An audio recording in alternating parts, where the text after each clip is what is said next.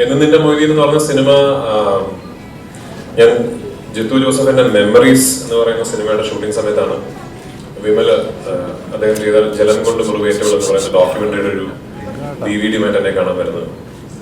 അപ്പൊ അന്ന് വേറെ ഒന്നുമില്ല ആക്ച്വലി. വിമലിന് ഇങ്ങനൊരു വിഷയവും ഇത് നിർമ്മിക്കാൻ തയ്യാറായി മുന്നിലേക്ക് വന്ന ഒരു അമേരിക്കൻ മലയാളികളുടെ ഒരു കൂട്ടായ്മയും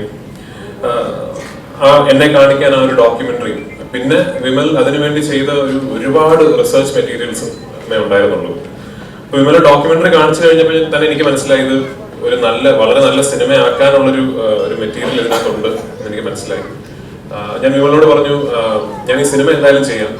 സാധാരണ ഒരു തിരക്കഥ വായിക്കാതെ അങ്ങനെ ഒരു സമ്മതം കൊടുക്കുന്നതല്ല. പക്ഷെ എന്റെ കോൺഫിഡൻസ് എന്തായിരുന്നു എന്ന് വെച്ചാൽ, ഇനി വിമൽ എഴുതി കൊണ്ടുവരുന്ന തിരക്കഥയിൽ എന്തെങ്കിലും പ്രശ്നങ്ങൾ ഉണ്ടെങ്കിൽ, പോരായ്മകൾ ഉണ്ടെങ്കിൽ അത് നമുക്കിരുന്ന് വർക്ക് ചെയ്ത് നന്നാക്കാൻ സാധിക്കും. അതിന് മാത്രം മെറ്റീരിയലും അതിന് മാത്രം കഥകളും കഥാപാത്രങ്ങളും കഥാസന്ദർഭങ്ങളും ഈ ജീവിതങ്ങളിൽ തന്നെ ഉണ്ട് എന്നുള്ളതായിരുന്നു എന്റെ കോൺഫിഡൻസ്. പക്ഷെ വിമൽ എഴുതിക്കൊണ്ടുവന്ന തിരക്കഥ ആക്ച്വലി വളരെ നല്ലതായിരുന്നു. ഞാൻ ഈ ഡോക്യുമെന്ററി കണ്ടതിന് ശേഷം ഞാൻ ആദ്യം വിളിച്ച് എന്റെ ഒരു സിനിമ നിങ്ങൾ ഷൂട്ട് ചെയ്യണമെന്ന് ആവശ്യപ്പെട്ടത് സിനിമാറ്റോഗ്രാഫർ ജോമോനോടാണ്. അപ്പോ ഞാൻ ജോമോനോട് പറഞ്ഞു, ഇയാളത് സ്ക്രിപ്റ്റ് എങ്ങനെ എഴുതുമെന്ന് എനിക്ക് അറിയില്ല, ഇയാൾ എഴുതിക്കൊണ്ട് വരട്ടെ, ഇത് കൊള്ളില്ലെങ്കിൽ നമുക്ക് എന്തെങ്കിലും ചെയ്യാം എന്ന് പറഞ്ഞു.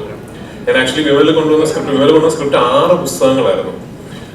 ആ 6 പുസ്തകങ്ങളും ഞാൻ വായിച്ചതിന് ശേഷം ഞാൻ ജോമോനെ വിളിച്ചിട്ട്, ഇയാള് ഞാൻ വിചാരിച്ച പോലല്ല, നല്ല സ്ക്രിപ്റ്റാണ് എഴുതിയിരിക്കുന്നത് എന്ന് പറഞ്ഞു. അങ്ങനെ അവിടുന്ന് തുടങ്ങുകയാണ്. അപ്പൊ ഞാൻ ആക്ച്വലി എന്റെ കഥാപാത്രത്തിനെ കുറിച്ച് എനിക്കങ്ങനെ സംസാരിക്കാൻ പറ്റില്ല. കാരണം ഈ സിനിമയുടെ ഒരു തോട്ട് മുതൽ ഇതിന്റെ റിലീസിന് ശേഷമുള്ള കാര്യങ്ങൾ വരെ ഇതിനോടൊപ്പം സഞ്ചരിച്ച ഒരാളാണ് ഞാൻ. അപ്പൊ ശരിക്കും എന്റെ കഥാപാത്രം എന്നുള്ളതിലുപരി ഈ സിനിമ തീർച്ചയായിട്ടും ഈ സിനിമയിൽ പ്രവർത്തിച്ച ഓരോ അണിയറ പ്രവർത്തകന്റെയും ഓരോ നടീനടന്മാരുടെയും പോലെ തന്നെ എന്റെ ജീവിതത്തിലെയും ഒരിക്കലും മാറ്റി നിർത്താൻ കഴിയാത്തൊരു അധ്യായമാണ്.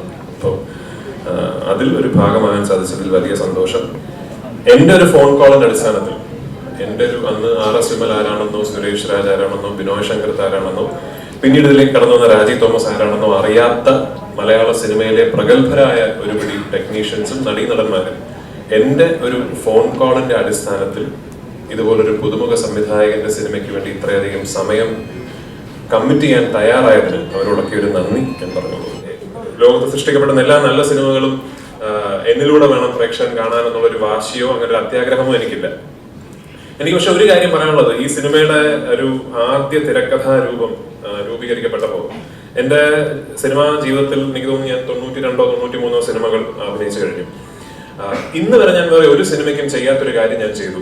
ഞാൻ എന്റെ സ്വന്തം ചെലവിൽ ക്രൗൺ പ്ലാസ എന്ന് പറയുന്ന ഹോട്ടലിലെ ഒരു കോൺഫറൻസ് റൂം ഞാൻ വാടകയ്ക്ക് എടുത്തിട്ട്, അത് ഞാൻ പ്രൊഡ്യൂസേഴ്സിനെ ഒന്നും അറിയിച്ചിട്ടില്ല, ഞാൻ ആ കോൺഫറൻസ് റൂം വാടകയ്ക്ക് എടുത്ത് ഈ സിനിമയിലെ മുഴുവൻ ടെക്നീഷ്യൻസിനെയും ഞാനൊരു ഹൈ ടീക്ക് അവിടെ ഇൻവൈറ്റ് ചെയ്തിട്ട് ഞാനും വിമലിനോട് ഞാൻ പറഞ്ഞു, ഇത് ഇങ്ങനെ ചെയ്യും, നമുക്കിതിന്റെ ആവശ്യമാണെന്ന് പറഞ്ഞതിന്റെ സ്ക്രിപ്റ്റിന്റെ ഓരോ കോപ്പി ഓരോ ടെക്നീഷ്യൻസിനും കൊടുത്ത് ഒരു 3-4 മണിക്കൂറോളം ചെലവഴിച്ച് ഈ സിനിമ ഒരു വളരെ സ്പെഷ്യൽ ക്രിയേഷൻ ഓഫ് ആർട്ട് ആകാൻ സാധ്യതയുണ്ടെന്ന് ഓരോ ടെക്നീഷ്യനോട് ഞാൻ പേഴ്സണലായിട്ട് ഞാൻ അന്ന് പറഞ്ഞാണ്.